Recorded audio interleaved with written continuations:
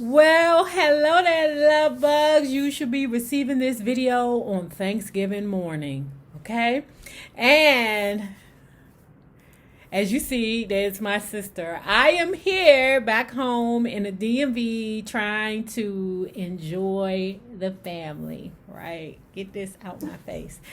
And so, what I decided to do, per my Vicky Davis, she said, Nay, you should do some re-uploads. Don't work so hard. And I said, oh, shiz, maybe I should do a couple of re-uploads, right? So here you have it. I'm not sure which episode this is, but maybe it will prompt you to check out that playlist. Let's get into it.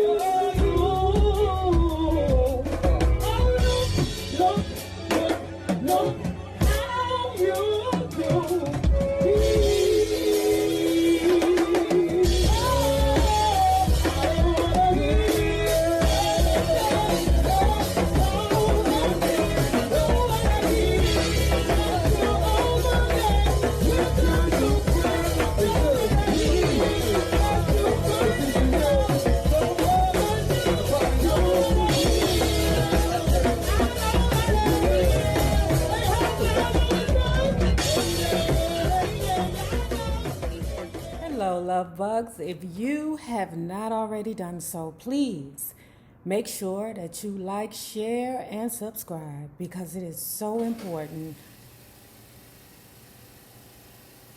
That goddamn refrigerator is always signifying because it is so important to my success here on the Patreon and the YouTube.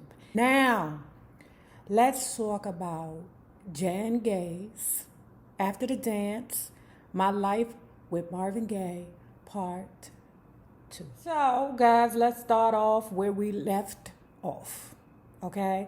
Well, remember, Jan was at a party with her hot vagina mammy, the hot vagina mammy was, smiling proudly at her daughter because her daughter was down there naked.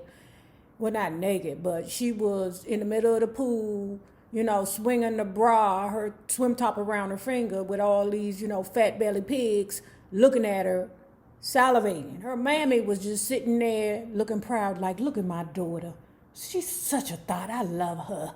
She makes her mother proud. Mm-hmm. And, when she took her top off, she was enjoying the attention until she said, oh, my God, wait a minute. These niggas might jump in the pool with me.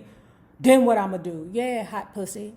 Then what you going to do? So, fortunately, the fat belly pigs was content with just looking at her frolic in the pool. Mm-hmm. Her mother and Big Jack, the fat belly pig with the Star of David around his neck, he and her mother, Barbara, had went into the house. Okay, now we ain't got to tell you what was going on in the house. All of us grown here, we already know. Now, when she got out of the pool, Luke with the bad toupee, the attorney that her mammy worked for, had motioned for Jan to come on over. Come sit next to me, baby girl. Come sit next to me. Mm-hmm.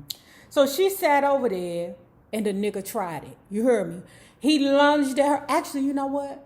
Hold on. Let me tell you something. That I be like, that is for real? I just thought that was a DC thing, really. But what Jan said the dude did was took her hand like this and did this, look, and did this motion like this to her. Who said that means I want to fuck? She said Luke took her hand and did like this and then pulled her in and then sucked her face. She was shocked and awed, okay? She was like, oh my God, this old ass man with a toupee on his head or falling off his head is trying to hunch on me. Mama! Not really, she ain't scream for her mammy because, hoes know how to play it cool, okay? But what she did was, her mammy was coming out the door. I guess she got finished with the fat belly pig with the Star of David around his neck, okay? So she was finished with him, okay? So she come out, Jan run over to her mother and is like, I'm ready to go. Jan mama like, wait a minute. Luke fitting to put some steaks on the grill, baby. You about to fuck it up for all of us. Jan said, I don't care. I want to go. See, that's what happened when you bring your daughter to a party and she don't know that she got daggone, what is that? The appetizer. Well, she might know it because, that is her mother. But still, Jan is like, fuck Luke. Fuck them steaks. Fuck that fat belly pig you went back there with the Star of David around his neck. I'm ready to go. Her mother seen that Jan was serious. Okay, all right. So Jan may be serious. We can't, mess this up for all of us. Guys, Jan is not feeling well, so we're gonna take her home. All the guys was like, huh? You taking the refreshments home? Yeah, she's not feeling well. Sorry, guys. Doodles. So now we back at 17. I told you she go back and forth between ages. I don't know why, but like I said, I trust David Ritz. Okay. So she back at 17 after she met, Marvin. So here she is. She's talking about her mom's struggles. Okay. And how she says it all started was when she was 14 years old and a situation had happened with her mother and her stepfather, Earl, the drug dealer. She said when she was 15, her mother, out of the blue, came to her and said, come on, we got to go. Jan was like, where we going? We going over Renee's house. Renee's house, that's your best friend, Ma. What we going over there for? We always go over there. Just get your ass in the car. We got to go. But it's always a bitch named Renee. And when they got to Renee's house, guess who car was sitting out front? That motherfucking Earl. Yes. Earl was hunching on Barbie, the mammy, and her best friend Renee. That mother Renee. It's always a bitch named Renee or Tanya. Okay, it's always a bitch named Renee or Tanya. No, or Keisha. Renee, Tanya, Keisha. Don't trust them bitches. When they got back home, Mammy started throwing shit out the window. Now, already, I told you that the mother already had some issues with drugs. Okay, so now she got issues with drugs and depression. The only thing her mammy wanted to do was, I can't remember whether it was a cat or a dog, but the only thing the mother wanted to do was just love and rub on the dog. I think it was a poodle or some kind of dog. The mother was obsessed with the dog, according to Jan. I'm saying. Less than a year later, Renee had Earl's baby. Oh, yikes. Ugh. I ain't having nobody's baby. I might be a Renee. I'm just joking, y'all. I'm just joking. But I might be a Renee, but I ain't having nobody's baby. That don't. And one nigga tried to tell me that I was selfish because I didn't want to have a baby. I said, what? Dude told me that I was selfish because you're supposed to be fruitful, and multiply. That is what you was put on this earth to do. How's that, Clarence, when I already raised one? And that one wasn't mine. Okay? I had to grow up real fast. Okay? I had my baby as a teenager. Okay? Don't play with me. I ain't have it. Shit. You better get the fuck out of my face talking about something. I'm being... listen, I wasn't selfish when I had to help raise a baby that was not mine. Okay? Y'all be like, nah, you got issues with being a big sister. Yes, I do. Mother was in a deep depression. Jan was understanding her capabilities with her sexual attraction because the people at school was letting her know, oh, you're so beautiful. You're so smart. And the boys, meaning some of the boys that were Jackie Jackson, Jermaine Jackson, and Tito Jackson, they was all friends. And, they was telling her, oh, you so beautiful. You so beautiful, Jan. You so beautiful. Now, she ain't say she hunched them, but dig this. Jan, girl, we gonna wait. So then she goes on to talk about this story where she was at a party, an after party, okay? And how she met Don D. Cornelius. All right, so let's move on. Now, remember, I say that all Libra men, they be real good fathers. They be, goofy, will have fun with you. Libras are always fun. We're always fun. Oh, but they be weasels. Okay? Them goddamn Libra men be weasels. They be cheaters and they be weasels. One day, the two girls, Jan and her BFF, what was BFF name? Destiny. Okay, they at a after party, full of athletes. Okay, where she accidentally ingested, old boy. Okay. I don't even like saying that name. Okay.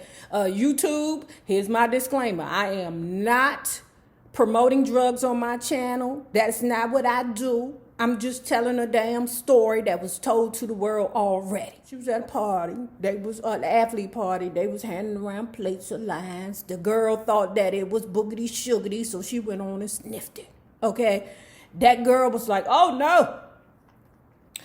This ain't old girl. This is not old girl. This is that boy. So she ran into the bathroom and started earling all that stuff up. Good for you, girl. I'm glad you hurried up and got it out because, she said that wasn't her, her zhuzh. That wasn't what she did, or at least at the time, because I don't know. She says, this is so funny how this girl liked to say that she's not loose.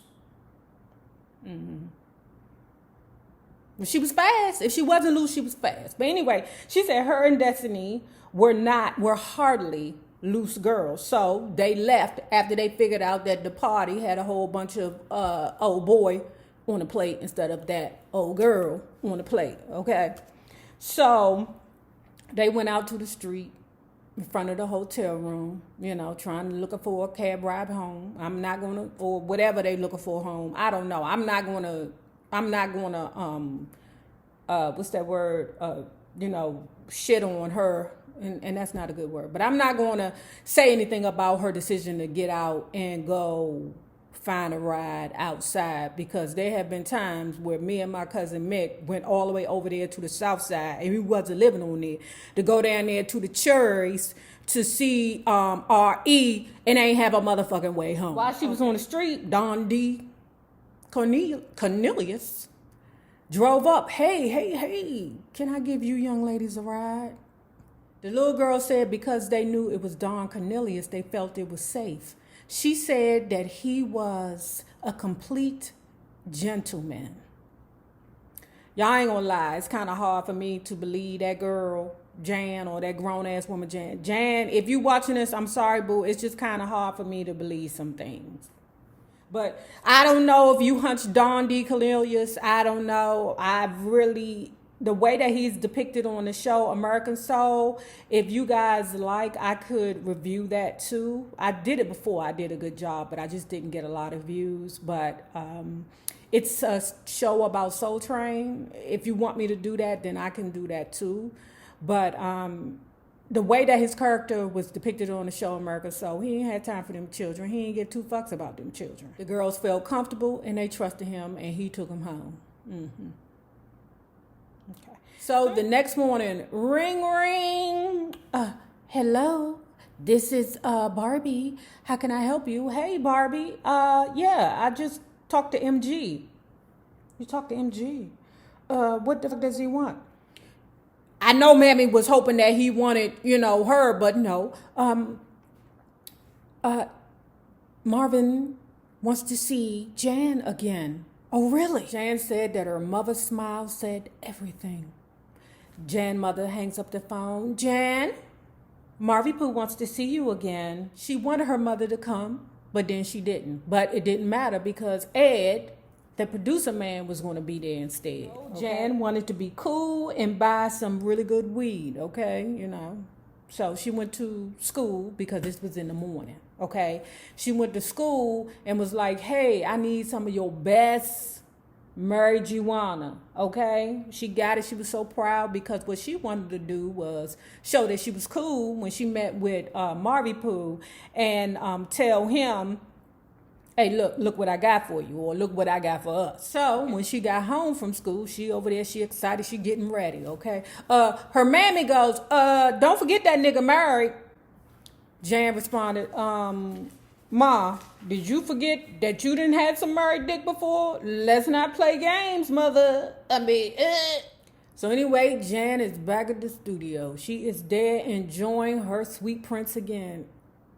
Mr. Yuck Stickers, child. So she back at the studio. MG, Marvy Pooh, takes a break and he comes to the control room. I'm happy you're here, Jan. Jan says, I bought you a gift. She put her rolling skills to work, and when she was done, she handed it to Marvy Pooh. Marvy Pooh lit it. Jan said it was the most weirdest smelling shit she ever had in her life. I said, that might have been loud. loud, whatever it is they call it back home. The stinkier, the better. I thought that's what it was. The stinkier, the better. So because it was so stinky, everybody was coming out. What the hell was that smell? What is that? Is that elephant dung? Jan started feeling embarrassed. So MG, being a gentleman, said, it's not that bad. The weed is pretty good. Jan said she knew that Marvin was trying to help her not feel embarrassed. Here it is, 10 p.m. Okay? That girl got school in the morning. Okay? I mean, of course, because she's under 18. But anyway, okay, I understand that she ain't the normal, little girl. Well, where I'm from, she is. But there's no Ed, the producer. He wasn't there. That was his damn setup. And Marvin Pooh says, it's 10 p.m. It's getting late. I want to take you home. Jan says, don't bother. I can get home. Marvin Pooh says, I insist. So on the ride home, she said their conversation was easy. Okay, now I don't know what a 33-year-old and a 17-year-old have in common. I don't know. There's nothing in common with. I don't know. Have I ever? No. They arrived back at her house. Okay, now Marvin Pooh walks her to the bottom of the staircase to where she goes up into the place where she lives with her mammy. MG says, it was a beautiful night, Jan. I really enjoyed myself. Then kissed her on the forehead. Good night. The next morning, she told her mom everything, okay? Mama was like, let's just wait for a second call. I told y'all, she old hate a bitch. Now, here we are where Jan begins to tell the story about her mother and Slim Gaylord, okay? So here we are. Barbara was about 14. She loved listening to bebop. Now, she loved the music of Mr. Slim Gaylord and Slam Stewart. They were a duo, okay? Although she ended up marrying a white man, she adored the mystery of the black, rebellious jazz musician. Eventually, Mom sets her sight on Slim. Got him. Eventually, Barbara, Bambi, Barbie, Bam, what do they call her? Bimbo, whatever, whatever. Here she is at 15 years old, and she done ran away with Slim Gaylord. Despite her youth, his marriage, his 15 kids, and all the bitches on the road. She was in love. She was following that ninja to the moon, okay? If he said, bitch, I'm going to the moon, she said, I'll be there in a minute. Now, when she got pregnant, initially, Mammy went back to Boston, to be comfortable to be comfortable. But then she was like, oh, no, I don't care how pregnant I am. I got to chase this nigga. I'm moving to LA. So in 1956, when Jan was born, of course, that damn Slim Gaylord ain't treat Jan no different than the other goddamn 15 kids. So what happened was the visits to see Jan and her mammy got slimmer and slimmer. And so did the support. Okay. I mean, how much you think you're going to get from a man with 15 kids? Girl, if he got $100, do the math. Mama ended up getting a job as a telephone operator. In the meantime, Mom continued to date black men who were athletes and musicians. I mean, shit, Mama need love too. So Mom never cared about Slim's women, the kids that he had, the women on the road. Nothing mattered to her. All that mattered to her was that she could be next to Slim Gaylord. Okay, I see where you get it. Like mother, like daughter. 1973, her mother was hung up on Earl Hunter, the drug dealer. Now, despite the betrayal, her mother remained in love with Earl. That's why she was going through them depressions, because she loved that ninja. He probably introduced her to a very lavish life. She ain't, right now, what's her name? Jan ain't say the man got caught. She just said he was a large drug dealer that catered to celebrities and athletes. So, yeah, she gonna be messed up. She gonna be messed up in the head, because she'll be like, dang, where am I gonna get my next, 5 days after MG's kiss, and there was no call. Now her mother, the hater bitch that she is, only because her heart is broken and because she on drugs and she's depressed because her drug dealer boyfriend got her best friend pregnant. Her mother was irritated with men like MG. She just, felt like all niggas wasn't shit. Because she couldn't talk to her mother because her mother was old bitch, You know, it's like, I don't know. I don't describe it. But anyway, Jan went and talked to her stepdaddy, Earl, the drug dealer, okay? He tried to console her, but the fact remained that MG has not gotten in contact with her.